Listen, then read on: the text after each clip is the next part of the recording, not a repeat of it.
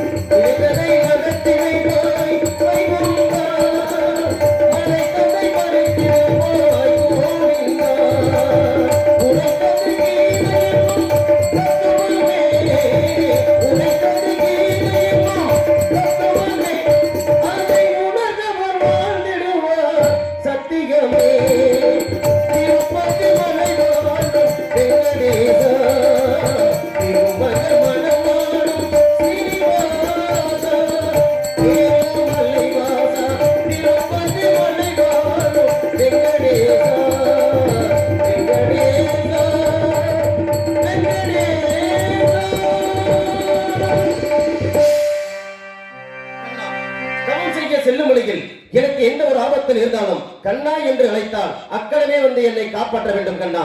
அர்ஜுனா, கண்ணா சொன்னபடியே எந்த இடத்தில் எந்த ஆபத்தில் இருந்தால் கண்ணா என்று அழைத்தால் நிச்சயமாக உன்னை காப்பாற்றுவேன். வெற்றி உமக்கே சென்று வருவாய், வெற்றி உமக்கே சென்று வருவாய், வெற்றி உமக்கே சென்று வருவாய். அர்ஜுனா சென்று வருவாய். இப்பொழுது இந்த கிருஷ்ணமோகனின் மனத்தை விட்டு அடுத்த மனம் புறப்படுகின்றேன். கிருஷ்ணமோகினி வனத்தை விட்டு நடந்தே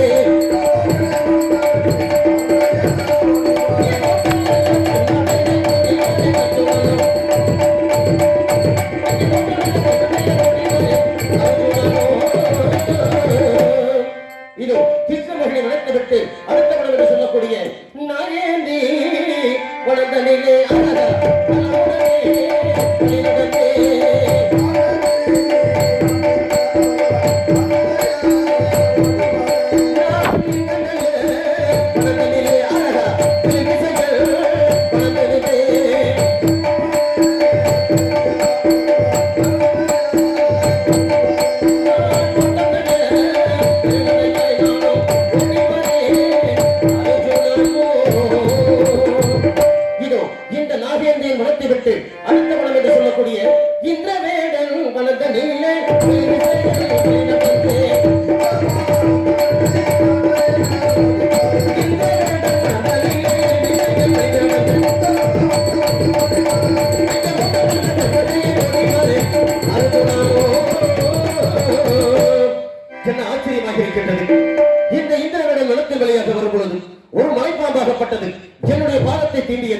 என்னுடைய பாதத்தை பட்டவுடன் இடது காலால் எத்திவிட்டேன். அவன் ஒரு வேடுவனாக உருவாறி இருக்கின்றான். இது என்ன ஆச்சரியம் என்று அந்த வேடுவனை பார்த்து நான் கேட்கும் பொழுது அதற்கு அந்த வேடுவனாகப்பட்டவன் தெரிவிக்கின்றான்.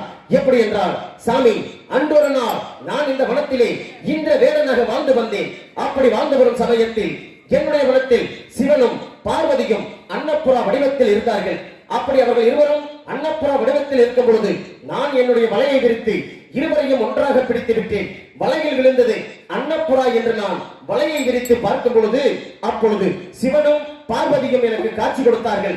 அப்பொழுது அந்த ஈஸ்வரனாகப்பட்டவர் தெரிவித்தார் என்னை பார்த்து, எப்படி என்றால், அடே வலை வீசும் வேடுவனே, நானும் பார்வதியும் ஒன்றாக இருக்கும் பொழுது உன்னுடைய வலையை விரித்து எங்கள் இருவரையும் நீ ஒன்றாக கட்டிய காரணத்தினால் இன்று முதல் உன்னுடைய இந்த வனத்திலே நீ ஒரு மலைப்பாம்பாக ஊடுருவி வருவாயடா என்று சாபத்தை கொடுத்து விட்டார்கள். சாபத்தை ஏற்ற நான் அந்த ஈஸ்வரனின் பாதத்தை பற்றி மன்றாடி கேட்டேன். சாமி, எனக்கு நேர்ந்த இந்த சாபமாகப்பட்டது எப்பொழுது தீரும் என்று கேட்கும் பொழுது அதற்கு அந்த ஈஸ்வரன் தெரிவிக்கின்றார், என்னை காண்பதற்காக என்றாவது ஒரு நாள் அர்ஜுனனாகப்பட்டவன் உன்னுடைய வனத்தின் வழியாக வருவான். அப்பொழுது அவனுடைய பாதத்தை தீண்டினால் உன்னுடைய சாபமாகப்பட்டது தீர்ந்து விடும் என்று கூறிவிட்டு மறைந்து விட்டார். அன்று முதல் இன்று வரை நான் தாங்களுடைய வருகைக்காக காத்துக் கொண்டிருந்தேன். இன்று தாங்களுடைய பாதத்தை தீண்டிய காரணத்தினால் என்னுடைய சாபமாகப்பட்டது தீர்ந்து விட்டது. சாமி, நான் மீண்டும் என்னுடைய இந்த வனத்திலே நான் ஒரு இந்த வேடனாக வாழ்ந்து வருவேன். தாங்கள் செல்லும் காரியம் வெற்றியடைய வேண்டும் என்று கூறிவிட்டு மறைந்து விட்டான் அந்த இந்த வேடனாகப்பட்டவன். இப்பொழுது நான் இந்த இந்திரவேலன் வனத்தை விட்டு அடுத்த வனம் புறப்படுகின்றேன் நான்.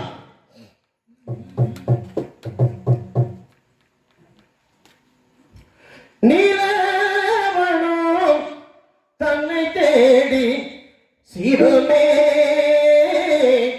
அரும் நவமே, அந்த நீலவனம் தன்னை தேடி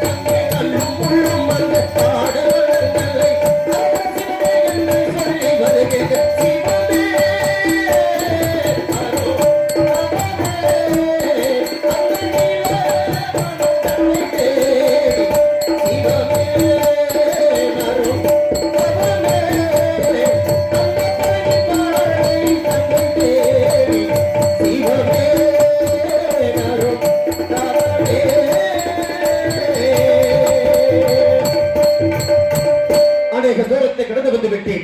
அப்படி வரும் பொழுது இந்த வனமாகப்பட்டது சாமந்தாபுரியை ஆளக்கூடிய சந்தனராஜன் மகன் ஏலகதை வனம் என்று எழுதியிருக்கின்றது. இந்த வனத்தை பார்த்தால் பெண்கள் கூட்டம் அதிகமாக இருப்பது போல் தெரிகின்றது. ஆகையால் அவர்கள் வருவதற்குள் நான் இந்த வனத்தை விட்டு கடந்து சென்றாக வேண்டும். புறப்படுகின்றேன் நான். ஏலகண்ணி வளர்ந்த நீலே இளம் விசைகள்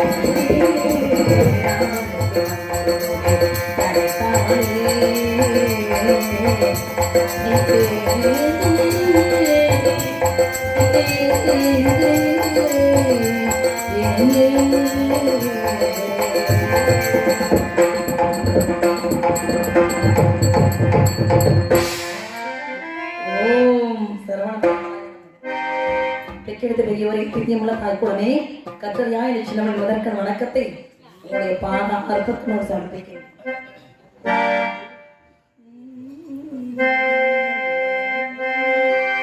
அழகான பழனி மலையாண்ட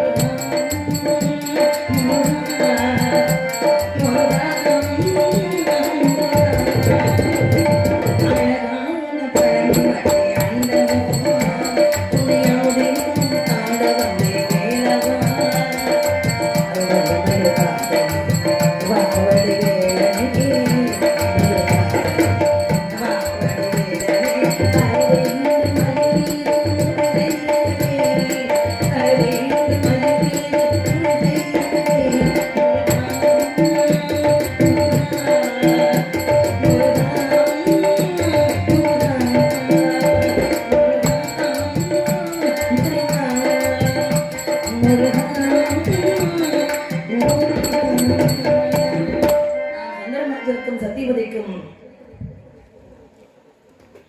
அருந்தவத்தால் ஏகபுத்திரி ஏழகண்டி என்று பிறந்து நாடு மீண்டும் பொழுதொரு வண்ணமாக என்னை பாராட்டி சீராட்டி எந்தவித குறையுமின்றி வளர்த்து வருகிறார்கள். எப்படித்தான் வளர்த்து வந்தாலும் நான் பாரதவும் இருக்கிறேனே, அந்த தவம் என்று பூர்த்தி அடையும் என்று நான் என்னுடைய இஷ்டதெய்வமான கண்ணபரமாத்மாவை நினைத்து நான் உறங்கிக் கொண்டிருக்கும் பொழுது என்றுதான் அந்த நாள் வருகிறது என்று என்னுடைய இறைவன் சொன்னார். நான் நினைத்தது நிறைவேறி நான் நினைத்த காரியம் எல்லாம் நடந்து அதெல்லாம் சித்தியடைய வேண்டும் என்றால் கண்ண பரமாத்மாவின் துணை இருக்க வேண்டும். அப்படி துணை இருந்தால்தான் எல்லாம் நல்லபடியாக நடக்கும். ஆகினாலே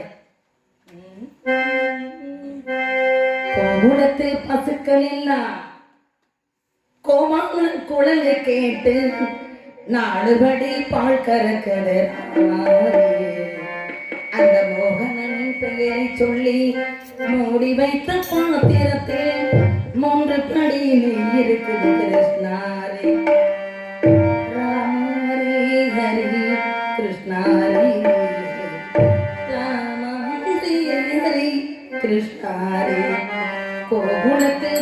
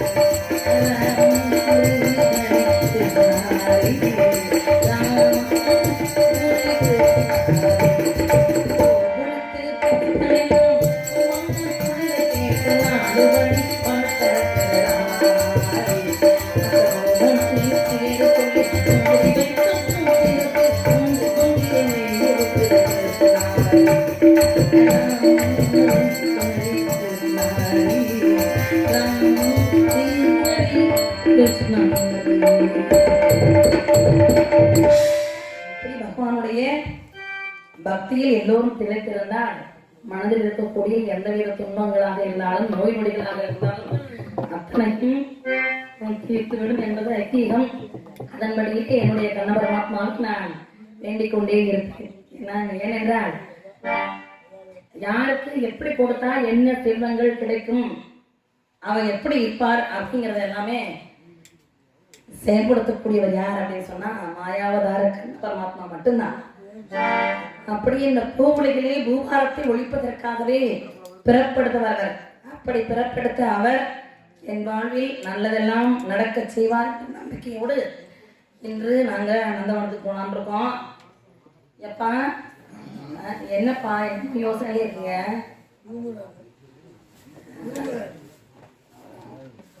போக மாட்டார் அவர் யாரு எப்படி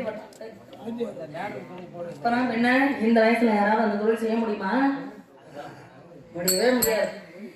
எவ்வளவுதான் முடியலனாலும் அவருடைய வேலையை அவர் சத்தியாக்கலாம் வஞ்சகம் தெரியாது, தொழில் வஞ்சகம் பண்ண தெரியாது. அப்படி வஞ்சகம் பண்ண தெரியாது. எங்க அப்பா நீடுபடி காலம் வாழணும் அப்படின்னு நான் பகவானை வேண்டிக்கிறேன். என்ன யோசிச்சுட்டு இருக்கீங்க?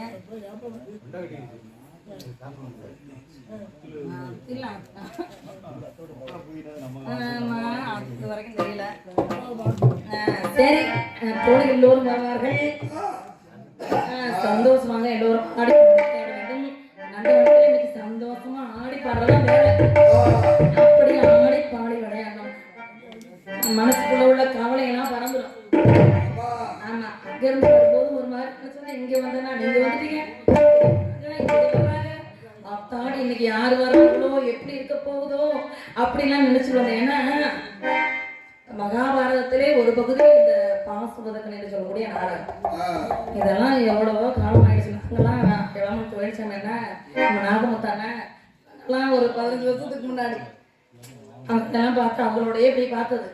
இன்னைக்கு இவ்வளவு நாள் கழிச்சு இந்த கதையோட சாராம்சம் தெரிஞ்சவங்க வச்சிருக்காங்களே, பழைய ஆட்கள்லாம் இல்லையே அப்படின்னு நினைச்சு வேதனையில வந்தேன். இங்க வந்து பார்த்தா அடையே அப்பா ஒருத்தர் அப்படியே தொழில நிம்பன்ட்டே போறாங்கப்பா, இயற்கிட்டே போறாங்க. அதை பார்க்கும்போது எனக்கு ரொம்ப மனசுக்கு சந்தோஷம். பழைய ஆளுகளை பார்த்த மாதிரியே இன்னைக்கு இருந்தது நாடகம். அதனால எனக்கு ரொம்ப சந்தோஷமா இருந்தது. எல்லாம் பார்க்கல அதான் எவ்வளவு கதையோ. ஆனா என்ன தெரியுமா, ஒரு சில ராஜ பாட்டெல்லாம் வந்து வெறும் சினிமா பாட்டா பாடிட்டு கதையை விட்டுட்டு காலையில 7 மணிக்கு கழுகு மரத்துல போய் நிற்பாங்க. அப்படி இல்லாம இன்னைக்கு வந்து ராஜா இன்னைக்குதான் பாக்குறேன், சினிமா பாட்டு அதிகமா இல்லாம கதை பாடம் மட்டும் பாடி கதையை சரியா நடத்திட்டு போறாங்க. அப்ப நம்மளும் சரியா நடத்தி போகணுமா இல்லையா? சின்ன பொண்ணு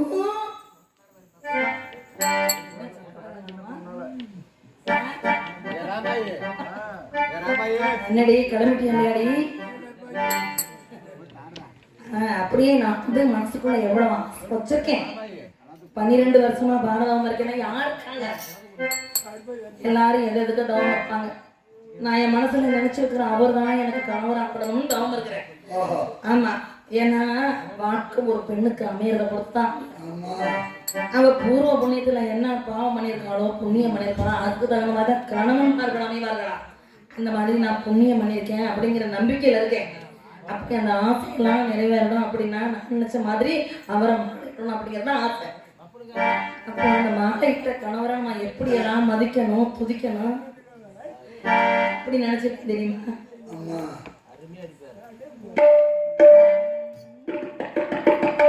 அருகே நீ இருந்தால் இயற்கையெல்லாம் சுழலுதே.